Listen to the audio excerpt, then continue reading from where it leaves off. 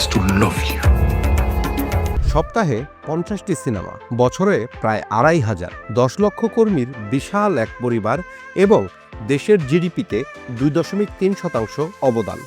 ভাবতে পারেন এই পরিসংখ্যান কোনো হলিউড বা বলিউডের গল্প নয়। এটি আফ্রিকার দেশ নাইজেরিয়ার ফিল্ম ইন্ডাস্ট্রি, যা আজ নলিউড নামে সারা বিশ্বে পরিচিত।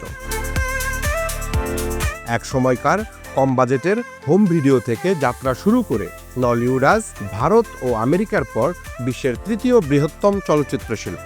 আয় এবং সিনেমা নির্মাণের সংখ্যায় এটি চীন বা যুক্তরাজ্যের মতো দেশকেও পেছনে ফেলে দিয়েছে। কিন্তু কিভাবে সম্ভব হলো এই অবিশ্বাস্য উত্থান?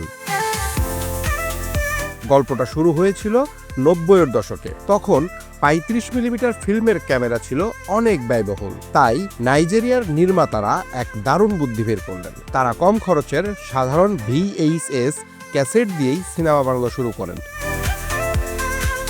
1992 সালে VHS টেপে বানানো লিভিং ইন বন্ডেজ নামের একটি সিনেমা নাইজেরিয়ায় তুমুল ব্যবসা করে। আর এই একটি সিনেমাই প্রমাণ করে দেয়, গল্পে যদি দম থাকে তবে দর্শক ক্যামেরার মান বা ভিজুয়ালের দিকে খুব একটা নজর দেয় না। এরপর থেকেই কম খরচে খুব দ্রুত সময়ে স্থানীয় দর্শকদের জন্য সিনেমা বানানোর এক বিপ্লব শুরু হয় নাইজেরিয়ায়। তবে আসল পরিবর্তনটা আসে 2000 সালের পর থেকে। সিলভার বার্ড গ্রুপের মতো বড় প্রযোজনা সংস্থা এবং সরকারি উদ্যোগে প্রজেক্ট নলিউডের মতো প্রকল্পের মাধ্যমে এই ইন্ডাস্ট্রির আধুনিকায়ন শুরু হয়। 2009 সালে দ্য ফিগারিন ছবিটি প্রথমবারের মতো আন্তর্জাতিক মহলে নজর কাড়ে। 2013 সালে নাইজেরিয়া সরকারের $20 মিলিয়ন বিশাল অনুদান এবং বিভিন্ন ব্যাংকের ঋণ সুবিধা নলিউডের চেহারাটাই বদলে দেয়। প্রযুক্তি আর অবকাঠামোর দিক থেকে তারা কয়েক ধাপ এগিয়ে যায়। কিন্তু নলিউডের সাফল্যের মূল রহস্যটা কি? তাদের সাফল্যের মূল কারণ হলো এর গল্প। তারা কোনো অবাস্তব দুনিয়া দেখায় না, বরং নাইজেরিয়া এবং আফ্রিকার সাধারণ মানুষের পারিবারিক, সামাজিক এবং ধর্মীয় জীবনের বাস্তব চিত্র তুলে ধরে, যা দর্শকরা সহজেই নিজের জীবনের সাথে মেলাতে পারেন। এই সংযোগী স্থাপনই তাদের সবচেয়ে বড় শক্তি।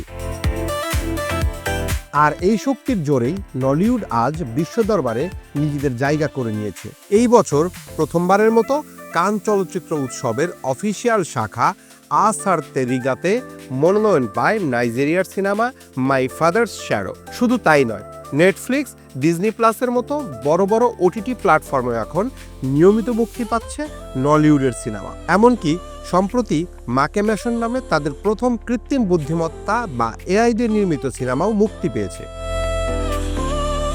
একটা সময় নাইজেরিয়ার অর্থনীতি ছিল শুধুমাত্র তেল রপ্তানির উপর নির্ভরশীল, কিন্তু আজ নলিউড সেই দেশের অন্যতম বড় অর্থনৈতিক শক্তিতে পরিণত হয়েছে। এটি এখন শুধু বিনোদনই দিচ্ছে না, বিশ্বজুড়ে আফ্রিকান সংস্কৃতি এবং আফ্রিকানদের বলা না শোনা গল্পগুলোর এক নতুন পরিচয় তুলে ধরছে।